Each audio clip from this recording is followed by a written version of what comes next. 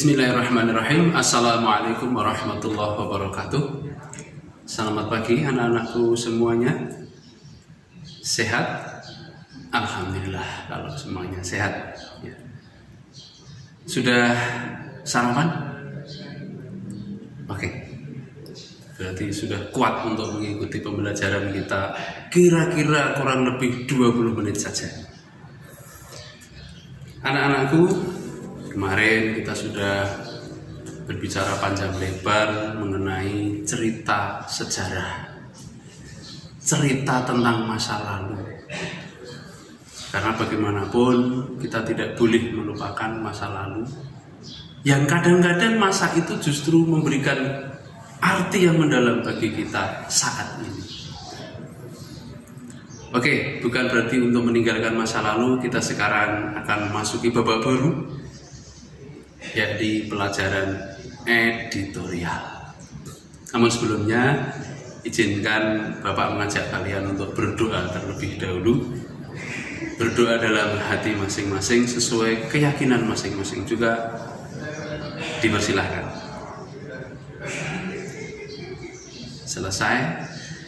Terima kasih. Semoga dengan doa tadi pelajaran kita akan semakin berarti dan bermanfaat untuk kehidupan kita selanjutnya. Sudah masuk semua anak-anakku jam ini? Meskipun saya tidak bisa kontrol secara langsung, kontrolnya nanti setelah kalian mengerjakan tugas. Saya lihat presensi kalian di jurnal lengkap atau tidak.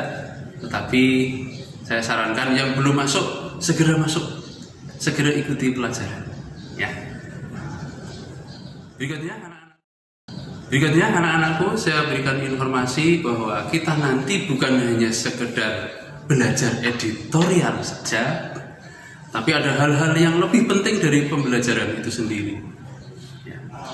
Selain kamu tahu, diharapkan nanti kalian juga bisa memproduksi, bisa membuat teks editorial. Dalam pelajaran ini setidaknya ada 2 kompetensi utama yang harus kalian kuasai. Yang pertama adalah mampu menguasai informasi yang ada di dalam teks editorial. Yang kedua, kalian dapat memahami struktur dan kebahasaan dari teks editorial. Namun sebelum kita memasuki 2 kemampuan tadi, alangkah baiknya kita juga perlu mengetahui pengertian dasar apa itu editorial. Editorial sering disebut juga dengan tajuk rencana, yaitu artikel pokok dalam surat kabar yang merupakan pandangan redaksi dari media yang bersangkutan terhadap suatu peristiwa yang menjadi sorotannya ya.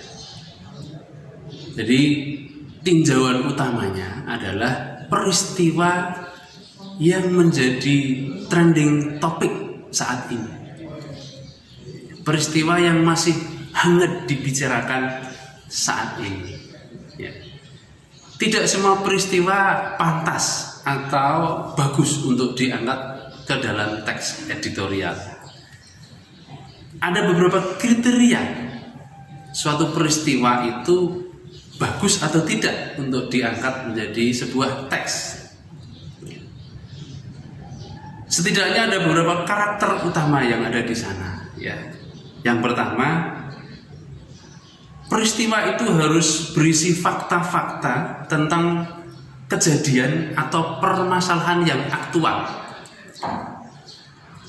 Permasalahan aktual itu artinya permasalahan yang sedang menjadi hangat dibicarakan saat ini, permasalahan yang masih menjadi perdebatan penting saat ini. Karakter yang kedua adalah berisi pendapat redaksi tentang peristiwa yang menjadi sorotan. Pendapat redaksi. Saya ulangi. Karakter yang kedua berisi pendapat redaksi terhadap peristiwa yang disorot. bisa berupa kritik, bisa berupa penilaian, harapan, atau juga saran. Kemudian karakter yang ketiga, terkandung solusi, terkandung pemecahan masalah dari dewan redaksi media tersebut terhadap masalah yang diungkapkan. Biasanya ini nanti disampaikan di dalam bagian simpulan atau bagian akhir dari sebuah teks. Selain itu, kita juga perlu mengetahui hal-hal yang harus diperhatikan dalam menulis teks editorial. Yang pertama, menarik peserta. Dalam hal ini, peserta adalah audien atau pembaca di media tersebut. Jadi tidak boleh mengangkat sembarang peristiwa atau kejadian untuk diangkat menjadi teks editorial. Kalau pembacanya saja nanti tidak tertarik, ya tentu saja dilirik saja tidak. Yang kedua, sesuai dengan kapasitas pengetahuan para audiennya atau pesertanya. Jangan sampai kita mengangkat teks terlalu tinggi untuk audien yang pendidikannya biasa-biasa saja. Misal, kita mau menulis editorial atau tajuk rencana di majalah anak-anak. Majalah anak-anak yang ditujukan untuk anak pendidikan dasar, mulai dari TK sampai SD. Jangan sampai mengangkat masalah yang terlalu berat, misalnya tentang politik, tentang ekonomi. Ekonomi kita memang sedang terpuruk. Bisa jadi itu memang sebuah masalah yang sedang faktual. Tetapi ketika kita angkat di dalam majalah anak-anak atau para audiennya anak-anak, tentu mereka bingung. Mereka tidak bisa mengerti. Mau membaca saja baru belajar, kok sudah diajak memikirkan sesuatu yang berat seperti itu. Yang ketiga, memiliki kejelasan. Jadi kejelasan dalam hal apa saja. Jelas dari sisi peristiwanya, jelas dari sisi nanti argumen-argumen yang dikemukakan. Begitu juga jelas nanti simpulannya atau sarannya yang akan diberikan. Kemudian yang keempat adalah sesuai dengan waktu dan situasi. Contoh, situasi sekarang ini yang sedang terjadi pandemi, tentu segala sesuatunya akan menarik kalau dikaitkan dengan COVID-19. Kita belajar dari rumah, kita ekstra saja yang biasanya di lapangan juga kita lakukan di dalam rumah. Nah, ketika kita mengangkat tema tentang pandemi, misalnya pembelajaran jarak jauh, tentu ini sangat relevan dengan situasi saat ini. Ini yang dimaksud dengan sesuai dengan waktu dan situasi. Nah, teringat waktu dan situasi ini, Bapak punya pesan ya, kita harus selalu jaga diri dengan berdoa, dengan sering-sering mencuci tangan, sering-sering melakukan ini tindakan-tindakan pencegahan, misalnya kemana-mana membawa hand sanitizer, tidak lupa membawa atau memakai masker kemanapun kita pergi, hindari kerumunan, sementara hindari berjabat tangan, dan sebagainya yang berkaitan dengan pencegahan COVID-19. Berikutnya anak-anakku, jadi hal-hal tadi, 4 hal tadi saya ulangi ya. Yang pertama menarik, ya, menarik bagi siapa? Menarik terutama bagi audien atau para pembaca nantinya. Yang kedua, sesuai kemampuan atau kapasitas audien. Yang ketiga, memiliki kejelasan. Tadi sudah Bapak jelaskan ya, masih ingat apa yang dimaksudkan di situ. Dan yang keempat, sesuai dengan waktu dan situasi. Kalau kita sudah tahu anak-anakku apa itu editorial, kemudian hal-hal yang harus diperhatikan apa saja, maka berikutnya adalah bagaimana kita menuliskan langkah-langkah dalam memecahkan masalah di dalam editorial ya. Kita perlu yang pertama membicarakan penyebabnya terlebih dahulu. Masalah ini timbul karena apa? Peristiwa ini terjadi disebabkan oleh apa? Kalau kita tidak tahu tentang hal itu, jangan sekali-kali mengangkatnya sebagai tema. Yang kedua, menentukan tujuan kita di dalam menulis itu. Ya. Tujuan menulis sebuah editorial bukan lain adalah untuk menyajikan informasi dan solusi bagi para pembaca atau audien. Kemudian yang ketiga, membicarakan kemungkinan pemecahannya. Dan yang keempat adalah merumuskan simpulan sebagai pemecahan yang terbaik.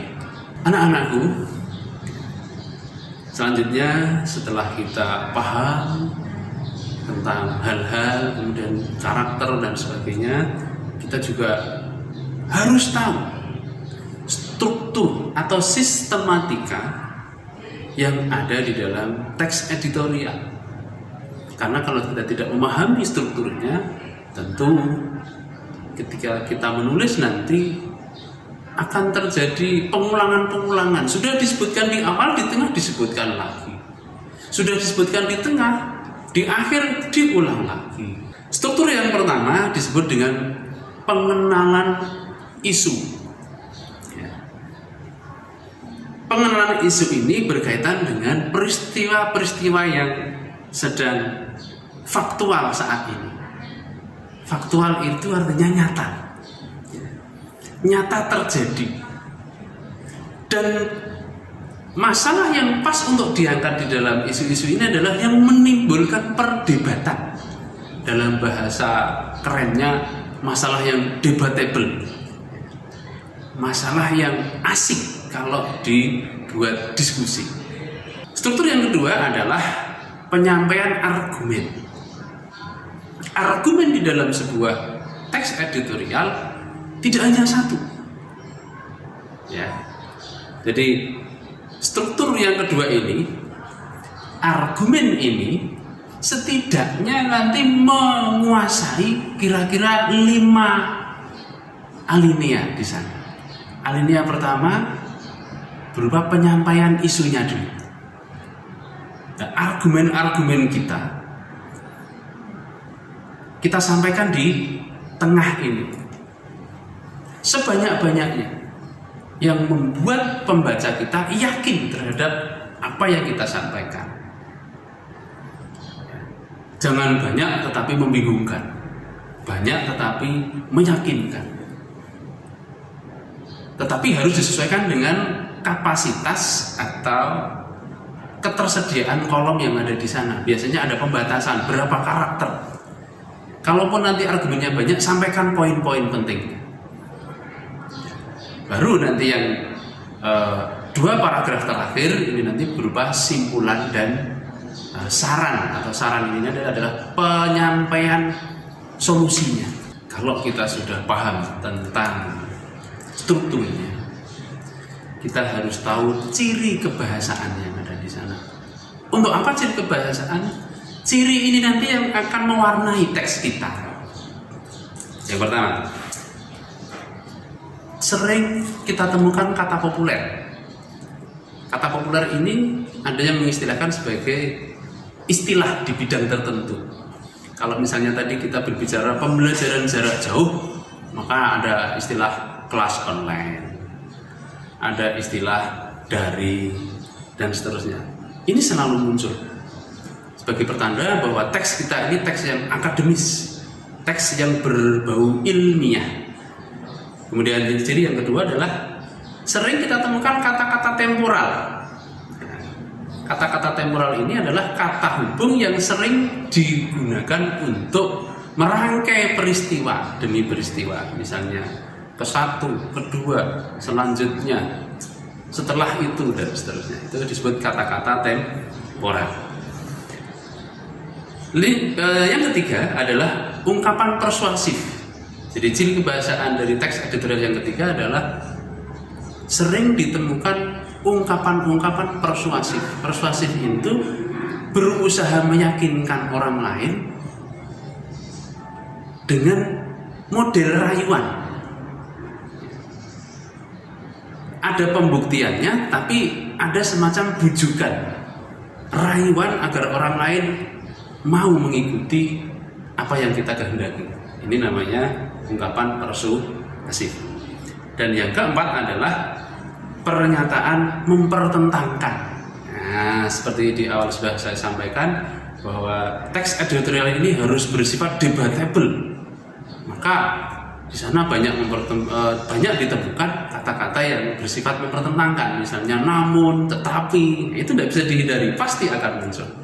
Dan yang terakhir adalah